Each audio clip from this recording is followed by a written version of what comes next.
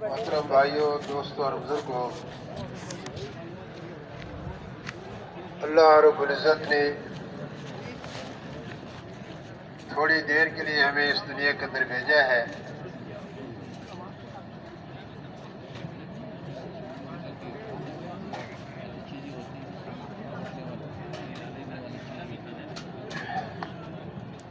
اللہ جل جلالہ عما نوالہ نے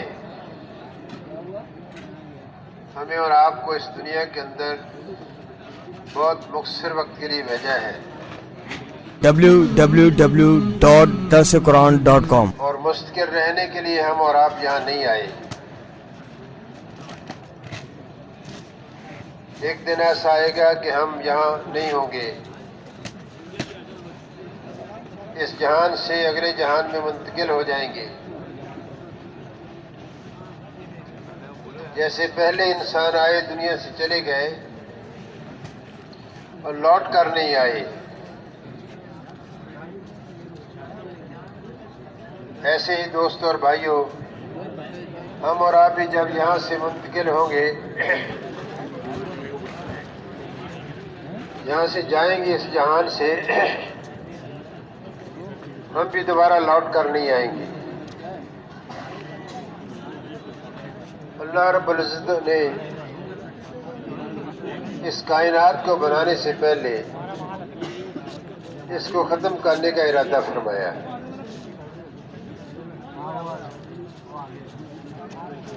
یہ کائنات کا نظام مستقل نہیں ہے، یہ کچھ وقت کے لیے ہے۔ بالانجام اللہ جل جلالہ عما نوالہ اس سارے شمسی نظام کو، کائنات کے نظام کو، آسمانوں کے نظاموں کو اور زمینوں کے نظاموں کو سب کو ختم کر دیں گے، لیکن انسان کو جب اللہ نے پیدا فرمایا تو اللہ پاک نے اس کو باقی رکھنے کا ارادہ فرمایا۔ انسان وجود میں آنے سے پہلے سے لے کر ہمیشہ کے لیے رہے گا، انسان کبھی ختم نہیں ہوگا، بل اس کی زندگی کے سفر کی کچھ مناظر ہے جو انسان نے طے کرنی ہے۔ جب آدم علیہ السلام کو اللہ نے بنایا تو اللہ پاک نے آدم علیہ السلام کے پہلو سے اماں حوا کو بھی پیدا فرمایا۔ ہم اور آپ سارے کے سارے عالم ارواح کے اندر آدم علیہ السلام کی پشت سے نکلے ہیں۔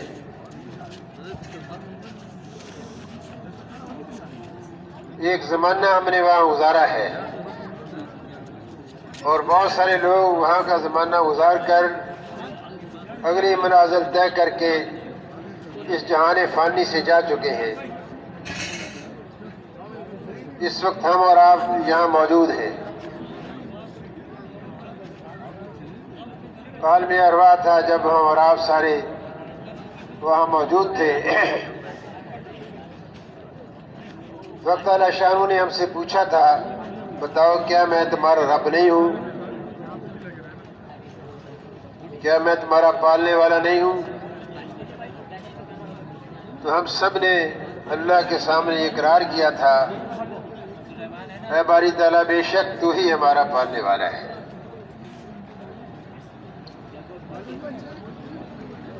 عالم ارواح سے پھر انسانوں کا دنیا کے اندر آنا اللہ نے طے فرمایا اور چل رہا ہے۔ عالم ارواح سے ہم نکلے، پھر عالم صلب میں آئے، باپ کی پشت کے اندر آئے۔ مولانا محمد عمر پالوپوری رحمۃ اللہ علیہ فرمایا کرتے تھے کہ انسان جس مادے سے بنا ہے، باپ کی پشت کے اندر عالم صلب میں، وہ مادہ اللہ پاک نے کائنات کی چیزوں سے جمع کیا، سورج کی کرنوں سے، چاند کی روشنی سے، سبزیوں سے، غلوں سے، بارش کے قطرات سے، صحراؤں کی ذرات سے اللہ نے جمع کیا اپنی قدرت سے باپ کی پشت کے اندر. وہاں سے حق تعالیٰ شان نے اور آپ کو عالم بطن کے اندر منتقل کیا. عالم بطن، ماں کا پیٹ کا زمانہ، وہاں اللہ رب العزت نے ہمیں اور آپ کو منتقل کیا. ایک مادہ کی شکل تھی، ایک مائع کی شکل تھی. اللہ جل جلالہ عما نوالہ بڑی قدرت والے ہیں. اللہ کی قدرت بہت بڑی ہے. اللہ نے دو قطروں کے ملاپ پر اپنی قدرت کو ظاہر فرمایا. انسان کے وجود کو اللہ نے شکل عطا فرمائی. اگر دو قطرے جن کی ملاپ سے انسان کا جسم بنا ہے، اگر اس کا تجزیہ کیا جائے تو جسم کا کوئی حصہ نظر نہیں آتا. نہ ہاتھ پاؤں نظر آئیں گے، نہ آنکھیں نظر آئیں گی، نہ آنکھ کی پتلی نظر آئے گی، نہ زبان نظر آئے گی، نہ کان نظر آئیں گی، نہ باقی جسم کے اعضاء نظر آئیں گے.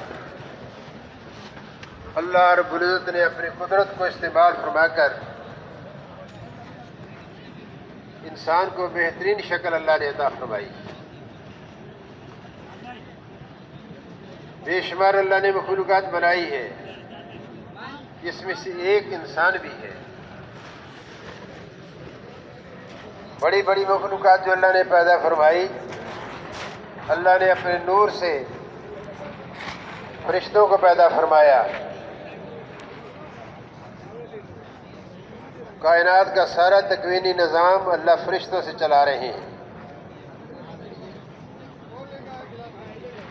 فرشتوں کے اندر اللہ نے اطاعت کا مادہ رکھا ہے، ان کے اندر معصیت کا مادہ نہیں ہے.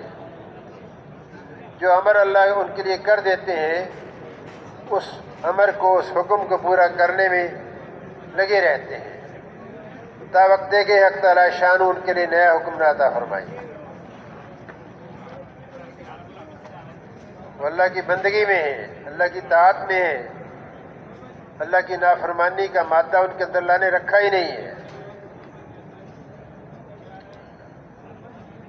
اور ایک روایت کے اندر آتا ہے جب اللہ پاک نے اپنے عرش کو بنایا تو اللہ نے فرشتوں کی ایک جماعت کو حکم فرمایا، اٹھاؤ میرے عرش کو. تو فرشتے چند کلمات پڑھتے پڑھتے اٹھے اور اللہ کے عرش کو تھام لیا، اور قیامت تک وہی کلمات پڑھتے چلے جائیں گے. اللہ نے وہی ان کی عبادت، وہی ان کی تسبیح بنائی ہے. اللہ کے اسی حکم کو پورا کرنے میں لگے ہوئے ہیں. یہ وہ مخلوق ہے، نورانی مخلوق، ملائکہ، فرشتے، جس حکم کا اللہ نے انہوں فرما دیا اس حکم کو پورا کرنے میں لگے ہوئے ہیں. اللہ اکبر. بارش کے برسانے میں فرشتے مقرر ہیں، فصلوں کے اگانے میں فرشتے مقرر ہیں. فصل سے ایک اناج کا دانہ وجود میں آتا ہے، ہر دانے کے ساتھ اللہ فرشتہ لگاتے ہیں. جس کے مقدر میں، جس کے حلق میں جانا، اس دانے کو اللہ نے اس کے مقدر میں لکھا ہے. فرشتہ جب تک اس کے حلق کے اندر اتر نہیں جاتا وہ دانہ اپنا کام کرتا رہتا ہے. یہ اللہ کا ایک بہت بڑا نظام ہے فرشتوں کا. سورج کے نکالنے پر فرشتے مقرر ہیں. صبح سورج کو ہزاروں فرشتے گھسیٹتے ہیں، مشرق کی طرف سے مغرب کی طرف لے جاتے ہیں، اور رات کو گھسیٹتے ہیں صبح کی طرف مشرق کی طرف لے جاتے ہیں. ہواؤں کو چلانے والے فرشتے الگ، بارشوں کو برسانے والے الگ. تو اللہ پاک کا ایک نظام ہے، بڑا زبردست ہے. فرشتے اللہ کے حکم کو پورا کرنے میں کمی نہیں کرتے، سستی نہیں کرتے۔ جب یوسف علیہ السلام کو ان کے بھائیوں نے کنویں کے اندر ڈالا تو اللہ نے ایک فرشتے کو حکم فرمایا، انہیں کون سے آسمان پر فرشتہ تھا، فرشتے کو حکم فرمایا کہ بچاؤ یوسف علیہ السلام کو۔ آسمانوں سے فرشتہ اترتا ہے اور کنویں کی تہہ میں پہنچنے سے پہلے اس کو تھام لیتا ہے۔ اتنی بڑی قدرت اللہ نے عطا فرما رکھی ہے فرشتوں کو۔ تو دوستو اور بھائیوں، ایک اللہ نے مخلوق بنائی آگ سے، جنات۔ انسانوں کے آنے سے پہلے یہاں جنات ہی جنات تھے، اور جب انسان دنیا کے اندر آیا تو اللہ پاک نے جنات کو حکم فرمایا کہ آبادیوں کو چھوڑ دو۔ جہاں جہاں انسان آباد ہوتے چلے گئے، جنات آبادیوں کو چھوڑ کر جنگلات میں اور علاقوں کے اندر منتقل ہوتے چلے گئے۔ جنات کے اندر بھی اللہ نے دونوں خصلتیں رکھی ہیں، جیسے انسان کے اندر دونوں خصلتیں ہیں، طاعت کی بھی نافرمانی کی بھی، ایسے فرشتوں کے اندر، جنات کے اندر بھی اللہ پاک نے دونوں خصلتیں رکھی ہیں، طاعت کی بھی اور نافرمانی کی بھی۔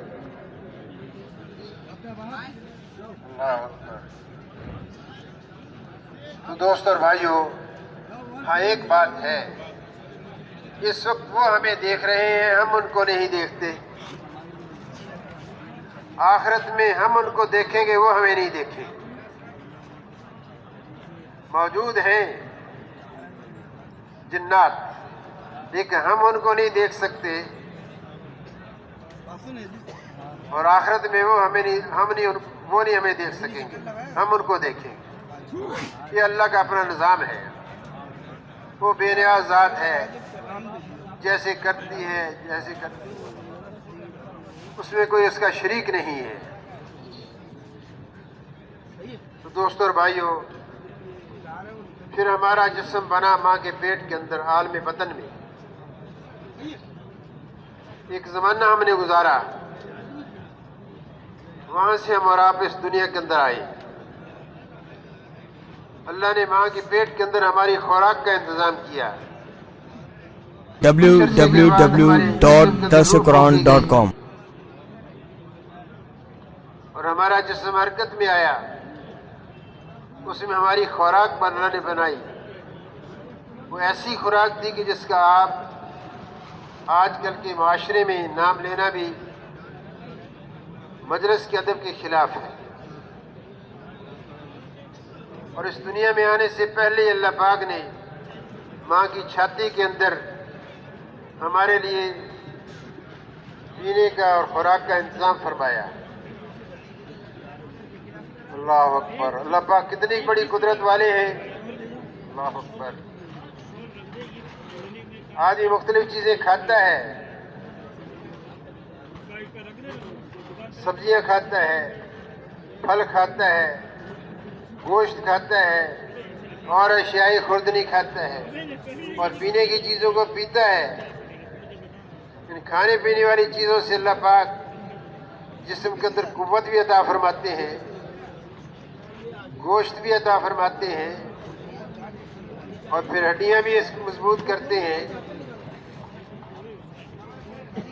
اور اللہ رب العزت اس کے اندر خون بھی بناتے ہیں، اور فضلہ پیشاب بھی بناتے ہیں۔ ان کھانے پینے والی چیزوں سے اللہ اپنی قدرت سے ساری چیزوں کو الگ الگ کرتے ہیں۔ بول و براز کا راستہ الگ ہے، ویسٹ کو خارج کرنے کا راستہ الگ اللہ نے رکھا ہے۔ تو میرے دوستوں اور بھائیوں، دنیا میں آنے سے پہلے اللہ پاک ہماری خوراک کا انتظام کرتے ہیں کھانے پینے والی چیزوں سے،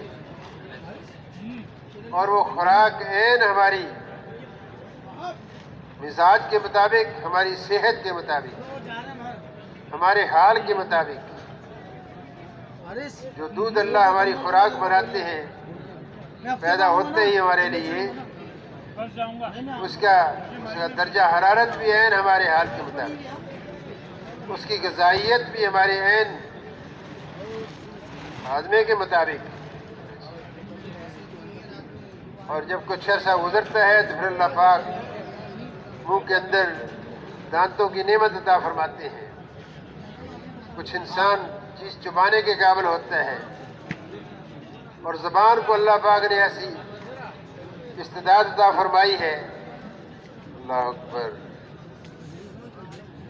جیسے انسان نوالا کو ارد گرد بھی کرتا ہے، کبھی ایک سائیڈ کے دانتوں کے نیچے، کبھی دوسری سائیڈ کے دانتوں کے نیچے، کبھی سامنے والے دانتوں سے کاٹتا ہے، اور پھر اللہ پاک نے منہ کے اندر ہی پانی کا انتظام کیا ہے، پانی کا انتظام اللہ نے منہ کے اندر ہی کیا ہے، منہ کے اندر سے ہی پانی نکلتا ہے، جس سے لقمہ تحلیل ہوتا ہے، حتیٰ کہ وہ نکلنے کے قابل ہوتا ہے تو زبان کے ذریعے سے بھی انسان نکلتا ہے۔ یہ پانی کو جسم منہ کے اندر جاری کر دینا یہ اللہ کا کام ہے۔ ایک صاحب ملے، انہوں نے کہا کہ میرے منہ کا پانی خشک ہو گیا، پہلے میں نوالا ڈالتا ہوں، پھر منہ میں پانی ڈالتا ہوں، اور پھر میں نوالا تحلیل کرتا ہوں۔ تو زبان کی حرکت نوالے کو ارد گرد کرنے کی یہ کس نے رکھی ہے؟ اللہ نے رکھی ہے۔ اور پانی جو منہ میں اندر اللہ جاری فرماتے ہیں، اللہ اپنی قدرت سے جاری فرماتے ہیں۔ آنکھ کا جو ڈیلا ہے، جو بال ہے، اگر اس کے ساتھ ساتھ لبریکیشن نہ ہو،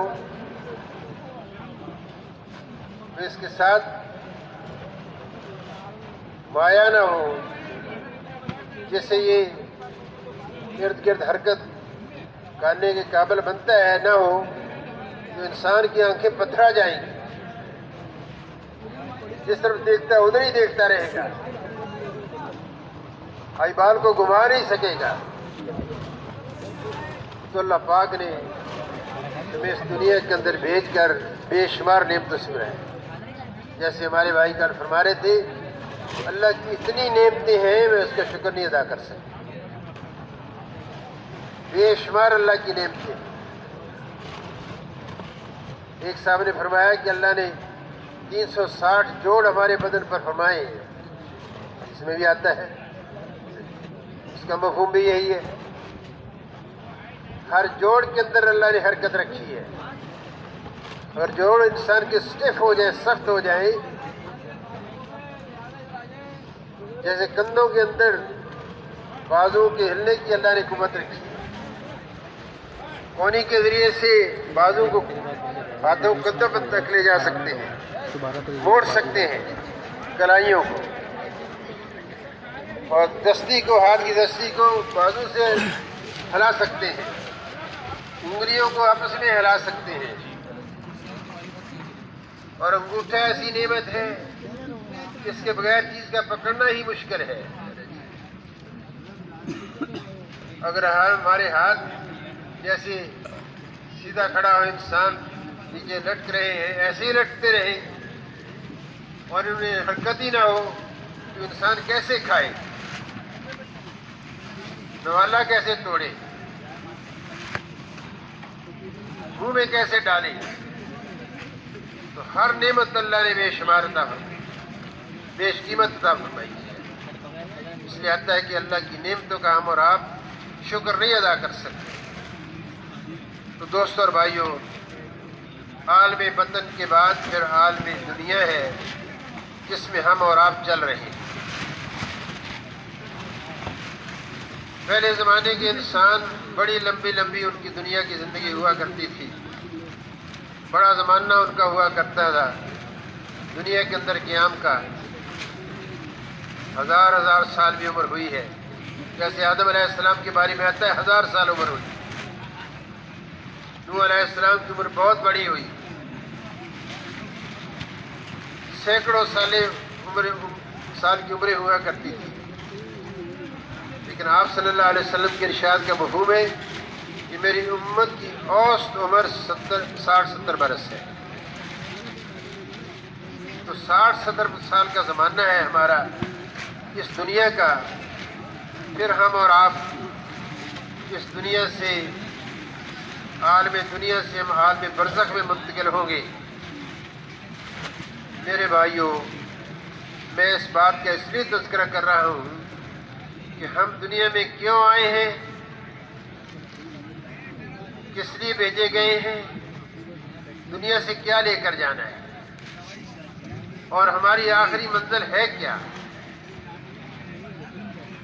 ہر وہ مسافر جو اپنی منزل کو یاد رکھتا ہے اور اس منزل کے اندر کن کن چیزوں کی اس کو ضرورت ہے، اگر اس کی تیاری کر کے چلتا ہے تو منزل پر پہنچ کر اس کو پریشانی نہیں اٹھانی پڑتی۔ اور اگر انسان اپنی منزل کو یاد نہ رکھے، اپنے حال کو ہی سامنے رکھے، تو پھر دوستوں مستقبل قریب اور مستقبل بعید اس کا بہت خطرے بڑھ جاتا ہے، بلکہ پریشانی کا باعث بنتا ہے۔ تو میرے بھائی اور دوستوں، یہاں سے ہم اور آپ جب منتقل کیا جائیں گے عالم برزخ میں، جب جسم کے اندر سانس آنا بند ہو جائے گا تو ہمارا اس دنیا کا قیام ختم ہو جائے گا، اور پھر ہمیں قبر کا سامان دیکھنا ہوگا، قبر کا سما ہوگا، جس کو عالم برزخ کہتے ہیں۔ تنہا ہوگا وہ انسان وہاں پر۔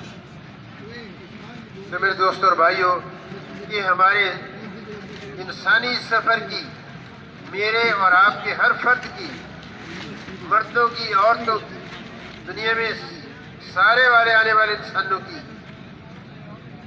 یہ جو منزل ہے دنیا کی، یہ سب سے قیمتی منزل ہے۔ عالم ارواح سے چلے ہیں، عالم سلم میں آئے، وہاں سے عالم بطن میں آئے، اب عالم دنیا میں ہم چل رہے ہیں۔ یہاں سے ہم اور آپ جائیں گے عالم برزخ کے اندر۔ یہ جو دنیا کی منزل ہے ہماری اور آپ کی، یہ ہماری اصل آزمائش کی منزل ہے۔ ماں کا پیٹ عالم بطن جسم کے بننے کے اعتبار سے تھا، اور یہ دنیا کا عالم، دنیا کی منزل انسانیت کے بننے کے اعتبار سے۔ اور قبر میں جب رکھے جائیں گے دوستو، وہاں بھی ہماری ایک زندگی ہوگی، جیسے آج ہماری جسمانی زندگی ہے، قبر کے اندر ہماری روحانی زندگی ہوگی۔ ہمارا جسم ختم ہو جائے گا، اس کی کوئی حیثیت نہیں رہے گی۔ ہاں، یہ آزمائش کے لیے ساری چیزیں ہیں۔ وہاں کتنا لمبا قیام ہے ہمارا اور آپ کا، اس کو کوئی نہیں جانتا سوائے اللہ کی ذات۔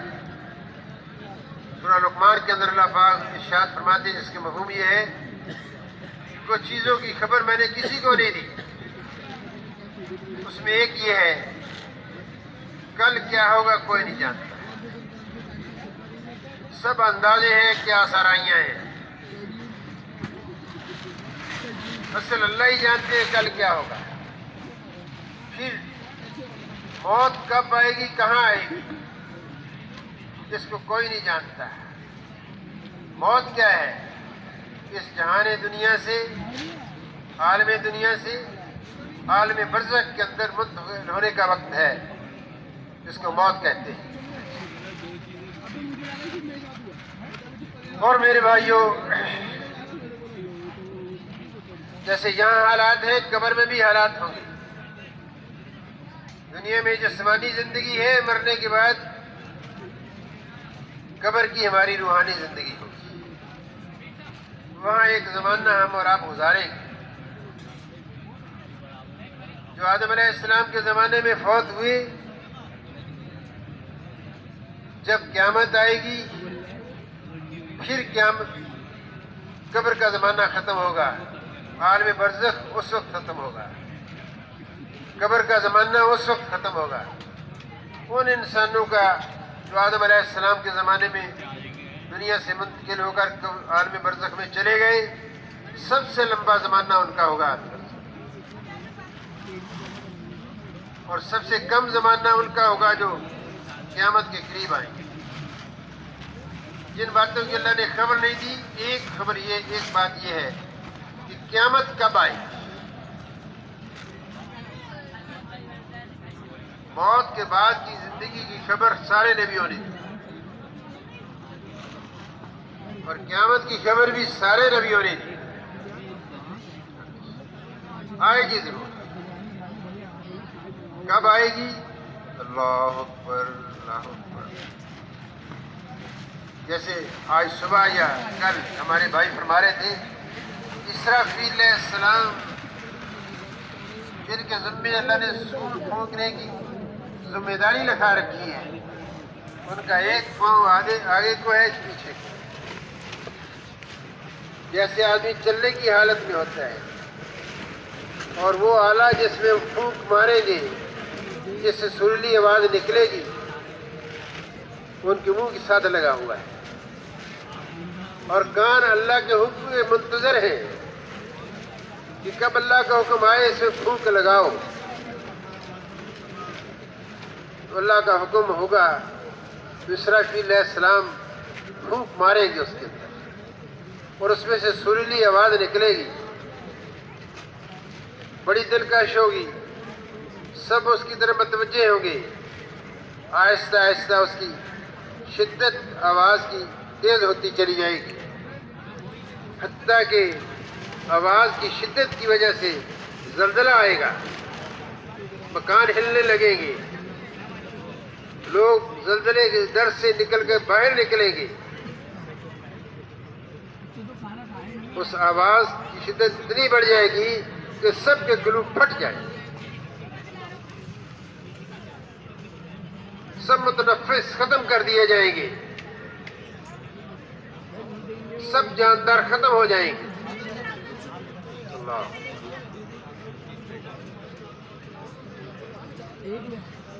پھر اللہ پاک فرشتوں کو بھی ختم فرما دیں گے۔ اسرائیل علیہ السلام جو روحوں کو قبض کرنے کے لیے ذمہ داری اللہ نے ان کو دے رکھی ہے، ان کو اللہ فرمائیں گے تو بھی ختم ہو جا، وہ بھی ختم ہو جائے گی، پھر کوئی نہیں ہوگا سوائے اللہ کی ذات، اور حق تعالیٰ شانو پھر آواز لگائیں گے، اللہ اکبر۔ قرآن پاک کے جو الفاظ ہیں، اللہ فرمائیں گے للہ واحد، آج کس کی بادشاہت ہے؟ آدمی اکڑتا ہے، بڑا غرہ کرتا ہے، جیسے قوم نوح، وہ بڑا اصرار کرتے تھے، بڑے متکبر تھے، بہت متکبر تھے، بڑی اپنی بات پر اڑنے والے تھے، اصرار کرنے والے تھے۔ ایسے اور بڑے بڑے لوگ آئے، سب ختم ہو جائیں گے۔ کون ہے ملکوں کا بادشاہ؟ کون ہے جائیدادوں کا مالک؟ کون ہے صنعتوں کا مالک؟ کون ہے تجارتوں کا مالک؟ کون ہے حکومتوں کا مالک؟ تو سب تو ختم ہو جائیں گے۔ کئی برس تک حق تعالی شانو اپنی صفت جباری کو، صفت قہاری کا اظہار www.darsequran.com للہ واحد القہار، آج میری ہی بادشاہ۔ میرے دوست اور بھائیوں، یہ ہماری انسانی سفر کی منزلیں ہیں، پھر ہوگا عالم حشر، اللہ پاک دوبارہ زمین کو بچائیں گے۔ جب سور پھونکا جائے گا، سارے متنفس جہاں ختم ہوں گے، وہاں آسمان بھی ٹوٹ جائیں گے، سمندروں میں بھی آگ لگ جائے گی، کائنات کی بنی ہوئی چیزیں سب ختم ہو جائیں گی، پھر اللہ پاک دوبارہ اپنے حکم سے زمین کو بنائیں گے اور پھر دوبارہ انسان سارے اپنی قبروں میں سے مٹی سروں سے جھاڑتے ہوئے اٹھیں گے اور سب حق تعالیٰ شانو کے سامنے ہوں گے۔ اس دن دوست اور بھائیوں پھر اللہ جل جلالہ عما نوالہ اس دنیا کی زندگی کا ہم سے حساب لیں گے۔ اس دنیا کے اندر زندگی کیسے گزار کر آئے ہو، وہ ہوگا حساب کا داب کا دن، عالم حشر۔ اللہ روایت میں آتا ہے کہ سب ننگے ہوں گے۔ پوچھا گیا آپ صلی اللہ علیہ وسلم سے کہ اب سب ننگے ہوں گے، ایک دوسرے کی طرف دیکھ کر حیا نہیں آئے گی، شرم نہیں آئے گی؟ ارشاد فرمایا جس کے مفہوم یہ ہے اس دن سارے اپنے ہی اپنے حال کے اندر اتنے پریشان ہو گئے کسی کو سوجے گا ہی نہیں، سوجے گا ہی نہیں۔ حساب کتاب کا جو پہلا دن ہوگا میرے بھائیوں وہ 50,000 سال کا دن ہوگا۔ حساب ہوگا لوگوں کا، امت کے ایک حصے کا یہ حساب ہوگا، انسانوں کے ایک طبقے کا حساب ہوگا، دوسرے طبقے کا کوئی حساب نہیں ہوگا۔ پھر اللہ پاک جن کا حساب ہوگا، جن کا حساب نہیں ہوگا ان کو تو اللہ پاک پہلے ویلے کے اندر ہی حکم فرمائیں گے، فرشتے دھکیل کر ان کو جہنم میں ڈال دیں گے۔ جہنم ایک منزل ہے جس میں ایمان والے تو جائیں گے پل صراط پر سے گزرنے کے بعد، لیکن جو ایمان والے نہیں ہوں گے میرے دوست اور بھائیوں ان کا کوئی حساب سب سے پہلے دھکیل کر جہنم میں ڈال دیا جائے گا، وہ ہمیشہ کے لیے جہنم میں رہیں گے۔ جہنم اللہ نے اپنا عذاب خانہ بنایا ہے، جہنم انسان اللہ نے اپنا قید خانہ بنایا ہے، جہاں اللہ رب العزت دنیا کے اندر آنے والے انسانوں اور جنات کو اللہ کی نافرمانی پر اللہ نے سزا دینے کا وعدہ کیا۔ وہاں ایمان والوں کو بھی سزا بھگتنی پڑے گی الا ماشاء اللہ، اور سارے غیر مسلموں کو بھی ہمیشہ کے لیے جہنم میں رہنا ہوگا۔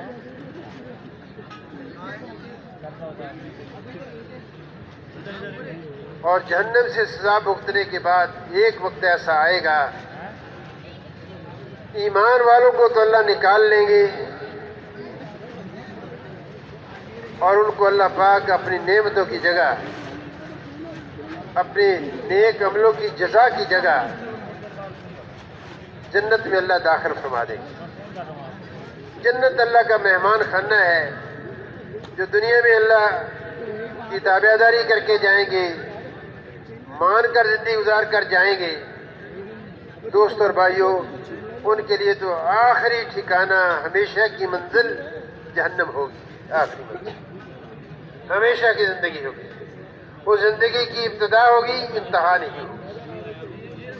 اور جو دنیا کے اندر ایمان نہیں لائے ہوں گے ان کو ہمیشہ کے لیے جہنم میں رہنا ہوگا، ان کے لیے کوئی نجات نہیں، ان کی بلکہ اذیت اور تکلیف اس عذاب خانے کے اندر جہنم کے اندر بڑھتی ہی چلی جائے گی۔ الامان اللہ میرے بھائی اور دوستو، یہ ہمارا ایک سفر ہے۔ آج ہم کہتے ہیں ہم صنعت کار ہیں،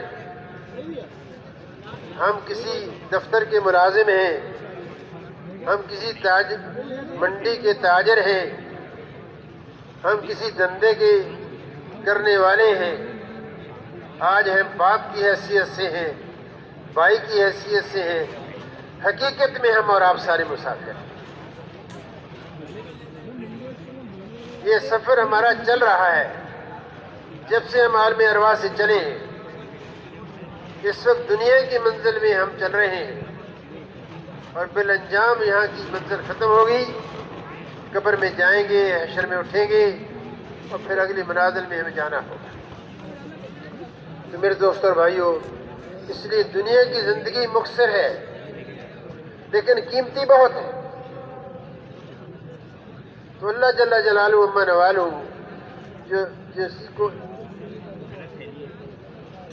جس نے ہمیں اور آپ کو اپنے ہاتھ سے بنایا ہے،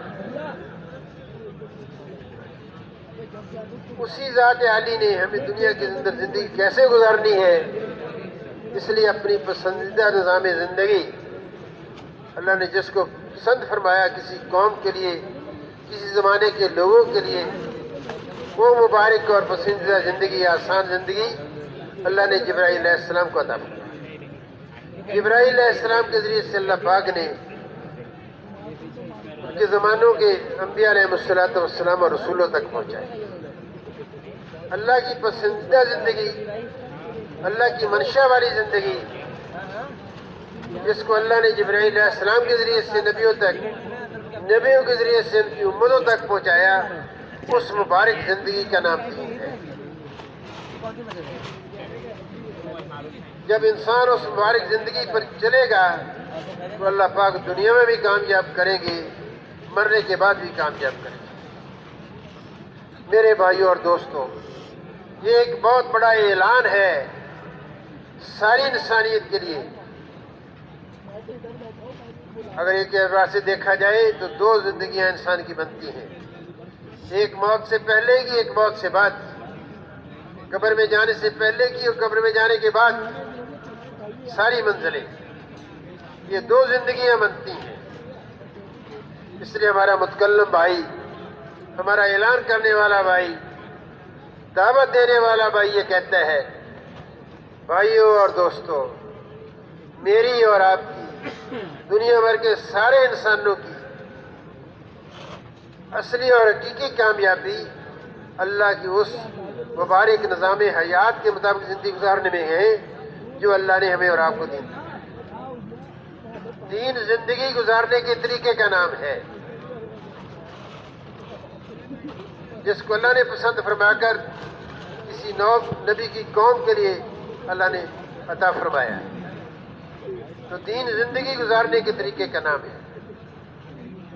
تو میرے دوست اور بھائیوں، دین ایسی ایک نعمت ہے جس پر چلنے کے لیے کسی امیر کو غریب نہیں بننا پڑتا، کسی غریب کو امیر نہیں بننا پڑتا، مسافر کو مقیم، مقیم کو مسافر نہیں بننا پڑتا، صحت مند کو بیمار اور بیمار کو صحت مند نہیں ہونا پڑتا، تنگ دست کو مالدار اور مالدار کو تنگ دست نہیں ہونا پڑتا۔ جس حال کے اندر بھی ہے اسی حال کے اندر اللہ نے اللہ کی اطاعت کیسے کی جائے اس کے اللہ نے احکامات عطا فرمائے۔ اللہ نے احکامات عطا فرمائے۔ تو دین زندگی گزارنے کے طریقے کا نام ہے۔ اس لیے بھائی اور دوستو، دین کے اوپر جو چلے وہ کامیاب ہوئے۔ تاریخ انسانی اس بات کی شاہد ہے، جب سے انسانیت دنیا کے اندر آئی آج تک، بلکہ حضور صلی اللہ علیہ وسلم کی بعثت سے پہلے تک اور آپ کی بعثت کے بعد بھی،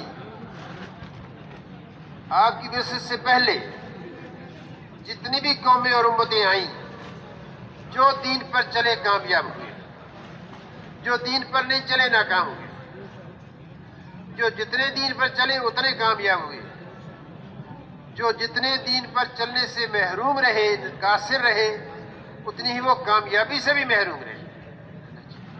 www.darsuquran.com کس سے بیان فرمائے ہیں قرآن پاک کے اندر حضرات انبیاء علیہ السلام کی۔ انبیاء علیہ السلام اللہ کی خبروں کو، اللہ کے دیے ہوئے دین کو اپنی امتوں تک پہنچانے والے تھے۔ ان کے ذمہ یہ کام ہوتا تھا کہ دینی زندگی کا عملی نمونہ بھی بنتے تھے اور اپنی امت کو اور اپنی قوم کو اللہ کے حکم کے مطابق، اس دین کے مطابق زندگی گزارنے کے لیے تیار بھی کرتے تھے۔ تو نبیوں کے ذمہ دو محنتیں تھیں، ایک دین پر عمل کرنا اور پھر اپنی امت اور قوم کو آخرت کی پریشانیوں سے بچانا، اللہ کے غضب اور غصے سے بچانا، اللہ کی ناراضگی سے بچانا، اور جہنم سے ہٹا کر جنت کا راستہ ان کو دکھانا، جو طاعت والا دین والا راستہ ہے۔ اس پر عمل کرنے کے لیے انبیاء علیہ السلام تیار کیا کرتے ہیں۔ تو میرے دوستوں اور بھائیو، اللہ نے جو قصے قرآن پاک کے اندر بیان فرمائے ہیں ہماری اور آپ کی رہنمائی کے دین پر چلنے کے لیے اللہ نے سب کو مساوی اسباب عطا فرمائے ہیں، سب کو اللہ نے برابر اسباب عطا فرمائے ہیں۔ وہ اسباب کیا ہیں؟ انسان کو اللہ نے جسم عطا فرمایا ہے اور اس کے اندر مختلف اعضاء عطا فرمائے ہیں۔ دین کا تعلق انسان کے جسم کے ساتھ ہے، دین کا تعلق انسان کے جسم کے ساتھ ہے۔ تو اللہ نے ہاتھ بھی عطا فرمائی، آنکھیں بھی عطا فرمائی، دماغ بھی عطا فرمایا، زبان بھی عطا فرمائی، کان بھی عطا فرمائے، ہاتھ پاؤں بھی عطا فرمائے، ہر عضو اللہ نے عطا فرمایا۔ ان جسم کے استعمال کو اگر اللہ کے حکم کے مطابق کریں گے تو دین بنے گا، اور اللہ کے حکم کے مطابق نہیں کریں گے تو دین نہیں بنے گا، اللہ کی ناراضگی کا ذریعہ بنے گا۔ اللہ کے حکم کے مطابق کریں گے تو اللہ خوش ہو کر دنیا میں بھی برکت عطا فرمائیں گے، عزت عطا فرمائیں گے، اور محبتیں بھی عطا فرمائیں گے، انتشار بھی ختم کریں گے، فساد اور قتل و غارت بھی اللہ ختم کریں گے۔ اور اگر دین نہیں ہوگا تو دوست اور بھائیوں، یہ پھر ساری چیزیں جنم لیں گی۔ تو نبیوں کے ذمے ہوتا تھا دین پر چلنا بھی ہے، عملی نمونہ بننا ہے، اور پھر اپنی امتوں کو، قوموں کو دین پر عمل کرنے کے لیے تیار کرتے تھے۔ لیکن امتوں کے ذمے صرف دین پر عمل کرنا ہوتا تھا، امتیں صرف دین پر عمل کرنے کی مکلف ہوتی تھی۔ ہاں البتہ رب اللہ پاک نے اگر کسی امتی نے اپنی امتی بھائی کی مدد کی ہے، دیکھو اللہ کی نافرمانی سے بچو، اللہ کی ناراضگی سے بچو، تو اللہ نے اس کا تذکرہ کیا ہے۔ جس بھی اللہ کی مخلوق نے اپنی جنس مخلوق سے ہمدردی کی ہے، اللہ نے اس کو قرآن کا حصہ بنایا ہے، قرآن پاک کا اس کا تذکرہ کیا، اللہ نے اس کو پسند فرمایا، کیونکہ الخلق عیال اللہ، ساری مخلوق اللہ کا کنبہ ہے، ساری مخلوق اللہ کا کنبہ ہے۔ جو اللہ کی مخلوق کے ساتھ خیر خواہی کرے گا وہ اللہ کا محبوب بن جائے گا۔ جس نے بھی اللہ کی مخلوق کے ساتھ خیر خواہی کی، اللہ نے اس کا تذکرہ کیا ہے، اس کو پسند فرمایا ہے۔ جیسے سورہ نحل ایک سورت کے اندر آتا ہے، ایک چونٹی کی وادی کے اندر سلیمان علیہ السلام کا لشکر جا رہا تھا۔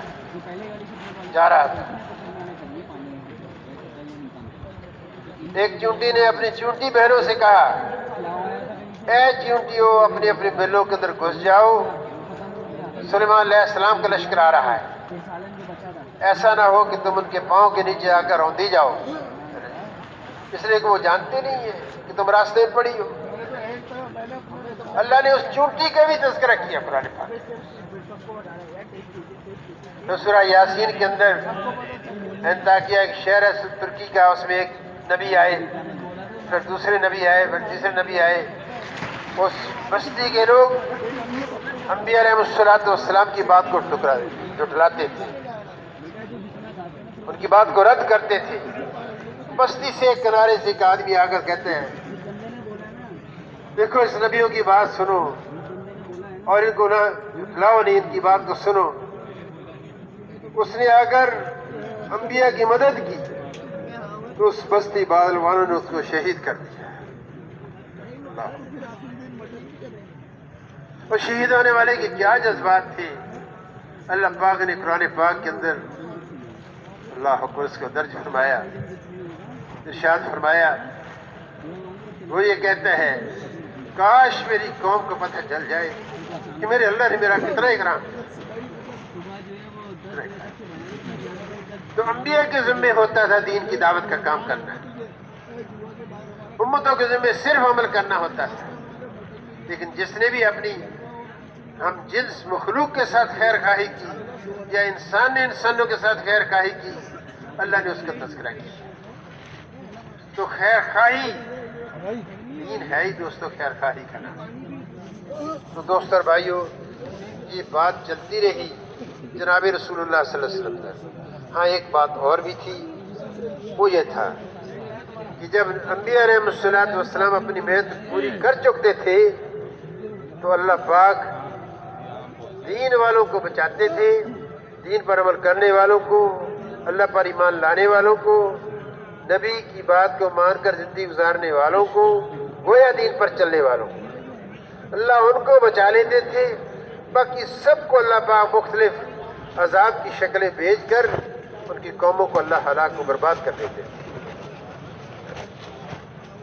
جیسے نوح علیہ السلام کی بات آئی، ان کی قوم 950 سال نوح علیہ السلام نے دعوت دی، اپنی قوم کو سمجھایا اللہ کی نافرمانی سے بچو، دن کو بھی رات کو بھی،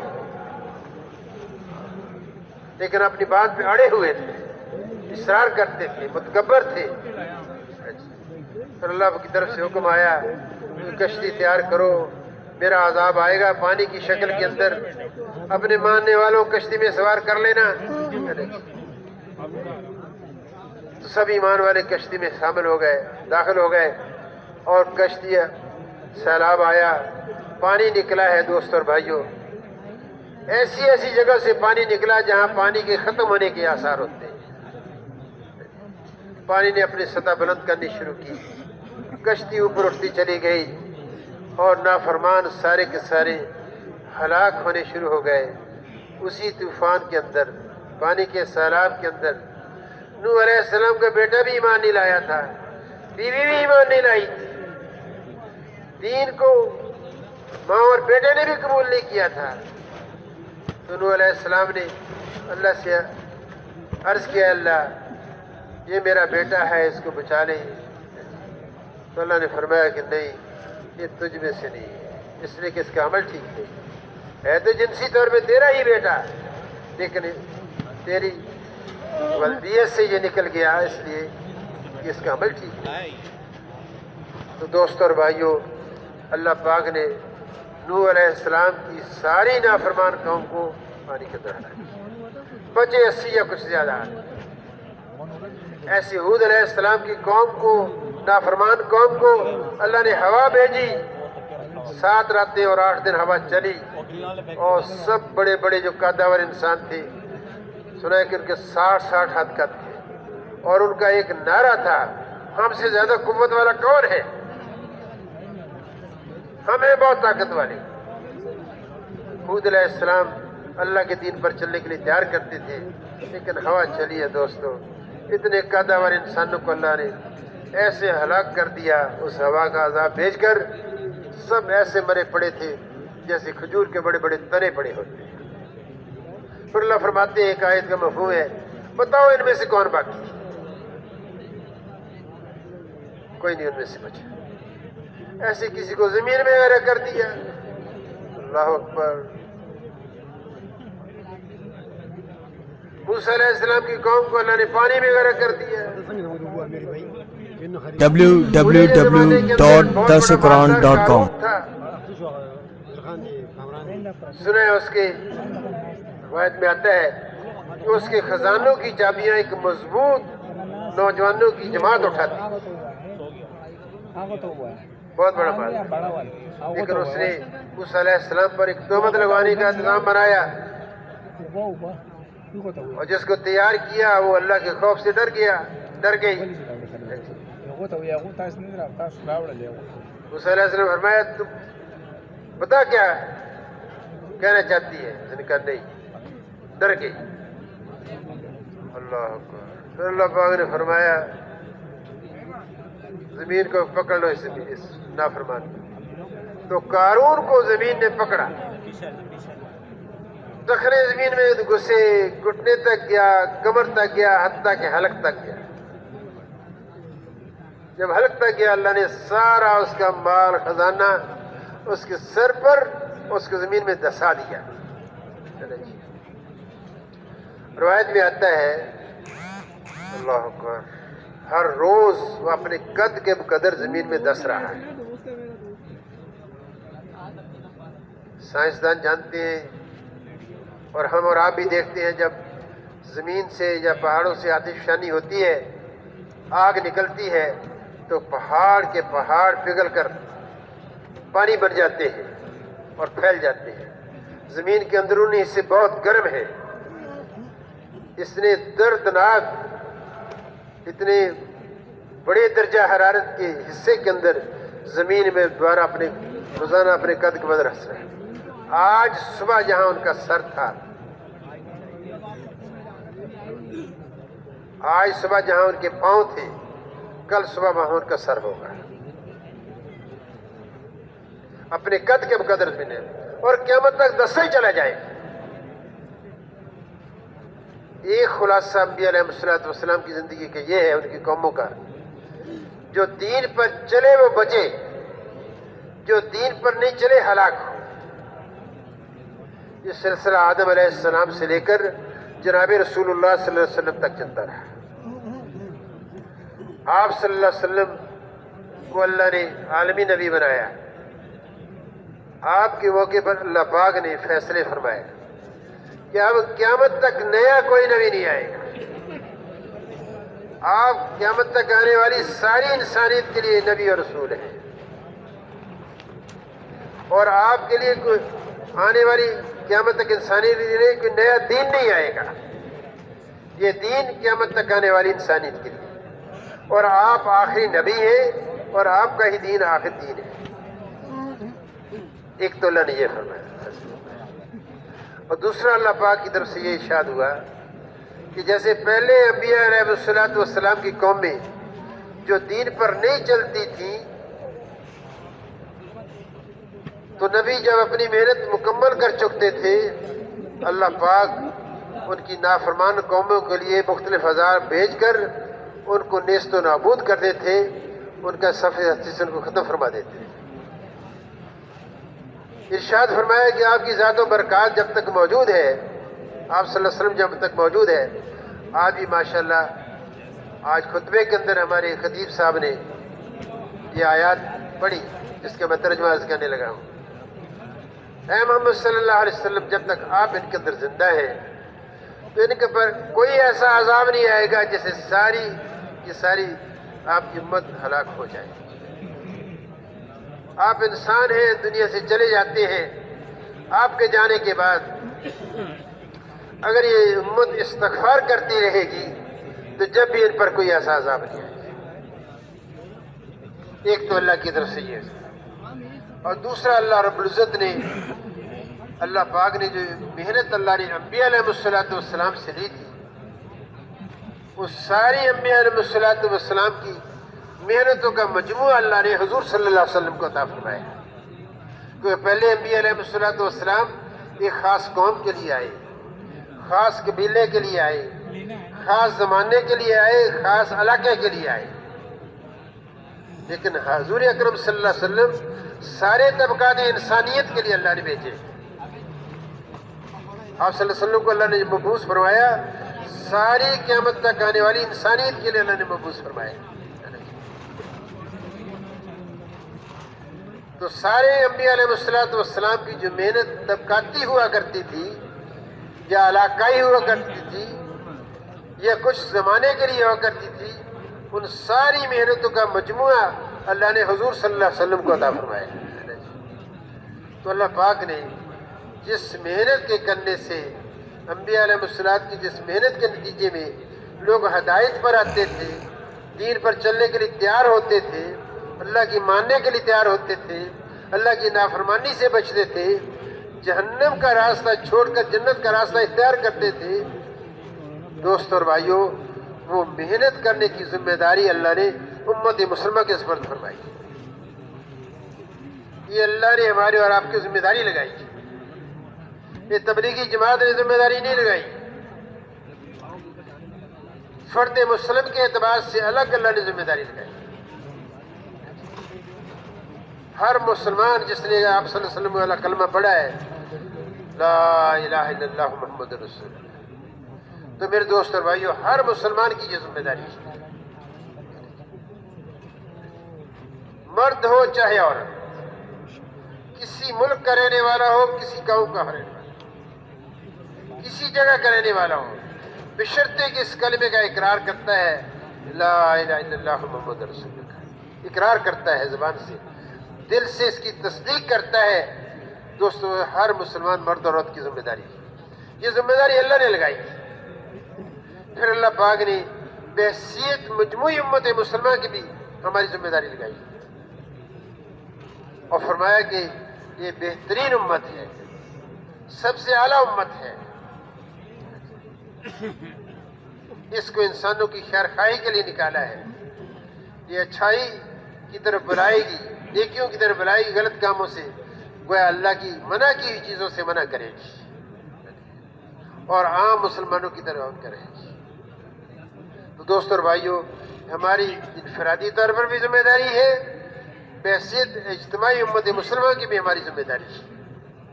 تو میرے دوستو اور بھائیو یہ جو ذمہ داری ہے لوگوں کو دین کی طرف چلنے کے لیے تیار کرنا، یہ سب سے بڑی ذمہ داری ہے. یہ ذمہ داری محنت طلب ہے. اس ذمہ داری کو انبیاء علیہ السلام نے جیسے ادا کیا، حضور صلی اللہ علیہ وسلم نے جیسے کیا، اس محنت کو جب ہم آپ کریں گے تو اللہ پاک نے دنیا کو دارالاسباب بنایا ہے. ہر چیز کا وجود میں آ جانا اس کے سبب کے ساتھ رکھا ہے. اللہ قادر ہے، اللہ کی قدرت پہ کوئی شک نہیں، اللہ ہر چیز پر قادر ہے. لیکن اللہ نے دنیا کو دارالاسباب بنایا ہے. مثال کے طور پر ایک مثال دیتا ہوں. اللہ نے آدم علیہ السلام کو اپنی قدرت سے بنایا، اپنے ہاتھ سے بنایا. اما حوا کو اللہ نے آدم علیہ السلام کے پہلو سے پیدا فرمایا. آج کے دور کے نظام کے خلاف مرد میں سے اللہ نے مادہ کو پیدا فرمایا، مرد میں سے اللہ نے مادہ کو پیدا فرمایا. اور آج ہمیں وہاں پر اولاد لینا چاہتے ہیں تو شادی کے سبب کو اختیار کرنا پڑے گا، شادی کے سبب کو اختیار کرنا پڑے گا. لیکن دوست اور بھائیو اولاد کون دیتا ہے؟ اولاد تو اللہ ہی دیتا ہے. اللہ جس کو چاہتے ہیں اولاد دیتے ہیں. شادی کو سبب کو اختیار کرنا لازمی ہے. اللہ قادر ہے، جیسے آدم علیہ السلام کو بغیر ماں باپ کے پیدا کر دیا، عیسیٰ علیہ السلام کو بغیر باپ کے پیدا کر دیا، صالح علیہ السلام کی اونٹنی کو پتھر سے پیدا کر دیا، پہاڑوں سے پیدا کر دیا. یہ اللہ کی قدرت ہے. لیکن دوست اور بھائیو چونکہ دنیا دارالاسباب ہے، اس لیے اللہ رب العزت نے حضرات انبیاء علیہ السلام کی محنت کو لوگوں کے دلوں کے اندر نور ہدایت اتر جائے اور اللہ کی نافرمانی سے بچ جائیں، دین پر عمل کرنے والے بن جائیں. انبیاء علیہ السلام کی محنت کو اللہ نے سبب کا درجہ دیا. جیسے اولاد اللہ ہی دیتے ہیں، ہدایت بھی اللہ ہی دیتے ہیں. ساری ازدواجی زندگی گزر جاتی ہے، بعضوں کو اللہ بچے ہی بچے دیتے ہیں، بعضوں کو بچیاں دیتے ہیں، بعضوں دونوں مخلوق دیتے ہیں، بعضوں کو ساری زندگی گزر جاتی ہے اولاد ہی نہیں دیتے. www.darsequran.com. تو دوستو اور بھائیو انبیاء علیہ السلام کی مبارک محنت کو اللہ نے ہدایت کے آنے کا، دلوں کے اندر نور ہدایت اتر جائے، اللہ کی معرفت اللہ نصیب فرما دے انسانوں کے دلوں کے اندر، اور دین پر چلنے کا جذبہ بن جائے اور اللہ کی نافرمانی سے بچنے کا جذبہ بن جائے. نبیوں کی محنت کو اللہ نے سبب کا درجہ دیا ہے. ہدایت اللہ ہی دے، ہدایت اللہ نے کسی کے ہاتھ میں نہیں رکھی. ہدایت صرف بید اللہ، اللہ کے ہاتھ میں، اللہ کے ہاتھ میں. تو اس محنت کی ذمہ داری اللہ پاک نے ہمیں اور آپ کو عطا فرمائی. دین پر چلنے کی ذمہ داری بھی ہے اور دین کے اوپر لوگوں کو چلانے کی بھی ذمہ داری کا کام اللہ نے ہمیں عطا فرمایا ہے۔ تو میرے دوست اور بھائیوں، آج ہم اور آپ جو یہاں جمع ہوئے ہیں، یہ جو اجتماع ہے، اس سے کیا مراد ہے؟ ہم سارے کے سارے اس فکر پر جمع ہو جائیں جس فکر پر حضور اکرم صلی اللہ علیہ وسلم امت کو چھوڑ کر گئے، جس فکر پر امت کو نبی صلی اللہ علیہ وسلم امت کو چھوڑ کر گئے تھے، اس فکر پر ہم اور آپ سمجھ جائیں۔ وہ فکر کیا ہے کہ ہم بھی جہنم سے بچ جائیں، ہر آنے والا متنفس، ہر آنے والا انسان اللہ کو راضی کر کے دنیا سے جائے اور جہنم سے بچ جائے اور جنت میں جانے والا بن جائے۔ اس فکر پر ہم اور آپ سارے جمع ہیں۔ تو میرے دوست اور بھائیوں، اس محنت کے اعمال ہیں، ان اعمال میں جب ہم اور آپ لگیں گے تو اللہ پاک اپنی قدرت سے، اپنے فضل سے، اپنے کرم سے لوگوں کے دلوں کے اندر وہ جذبہ پیدا فرماتے ہیں جس سے دین پر عمل کرنا آسان ہوتا ہے۔ تو میں جو بات بیچ میں عرض کر رہا تھا کہ دین پر چلنے کے لیے باہر کی کسی چیز کی ضرورت نہیں ہے، اللہ نے سب کو برابر کے اسباب عطا فرمائی ہے۔ ہر انسان کو اللہ نے جسم دیا ہے، جسم کے اعضاء دیے ہیں، اور سب سے اہم حصہ جو انسان کے جسم کے اندر ہے وہ انسان کا دل ہے۔ جو سب سے قیمتی عضو ہے وہ دل ہے۔ انسان دل کی چاہت کے مطابق اپنی نقل و حرکت وجود میں لاتا ہے۔ جو دل چاہتا ہے انسان کرتا ہے۔ جس مجلس میں انسان کا دل چاہتا ہے انسان بیٹھتا ہے، جس مجلس میں انسان کا دل چاہتا نہیں اس میں انسان نہیں بیٹھتا ہے۔ ہاں، دوسری بات یہ ہے کہ انسان کا دل نفع حاصل کرنے کے لیے، کامیابی حاصل کرنے کے لیے، عارضی یا دائمی، اس کی طرف سے بڑھتا ہے اور نقصان کی شکلوں سے بچتا ہے، نقصان کی شکلوں سے بچتا ہے۔ تو بھئی ایک ہے نفع و نقصان موت سے پہلے کا ہے، ایک ہے موت کے بعد کا ہے۔ تو دنیا کی جو زندگی ہے اس کا انحصار میرے دوست اور بھائیوں ہمارا آنے والی ساری زندگیوں کے اوپر یہ اثر انداز ہوتی ہے دنیا کی زندگی۔ اگر ہم دنیا کی زندگی کے اندر دین اسلام کے مطابق گزار کر جائیں گے تو میرے دوستو اللہ پاک ہماری دنیا بھی خیر و برکت سے بھر دیں گے، اور مرنے کے بعد کی آنے والی ساری منزلیں ہمیں ان منازل کے اندر اللہ ہمیں سرخرو کر فرمائیں گے۔ تو دین پر چلنے سے دنیا کی بھی کامیابیاں ملیں گی اور مرنے کے بعد کی بھی ساری کامیابی ملے گی۔ اس کے لیے بھائی دل کی کیفیت کو ٹھیک کرنا، دل کے اندر سے اللہ کے غیر کو نکالنا، اللہ کی عظمت کو بٹھانا، اللہ اتنے بڑے ہیں، جب اللہ کی حکم کو مانیں گے اس ماننے پر اللہ خوش ہو کر ہمیں دنیا میں اللہ کیا عطا فرمائیں گے اور مرنے کے بعد کیا عطا فرمائیں گے۔ اگر اللہ کی مان کر زندگی گزارنے پر اللہ نے کیا انعام رکھا ہے، دنیا میں کیا رکھا ہے، مرنے کے بعد کیا رکھا ہے، تو دوست اور بھائیوں اللہ پاک پھر دین پر عمل کرنا آسان کر دے۔ ایک دوسری بات یہ ہے اللہ کی نافرمانی کریں گے، اللہ کے حکم کو نہیں مانیں گے، اللہ دنیا میں کتنا بے چینی پریشانی کی شکلیں لائیں گے، اور مرنے کے بعد اللہ نے اپنی نافرمانی پر کیا سزائیں رکھی۔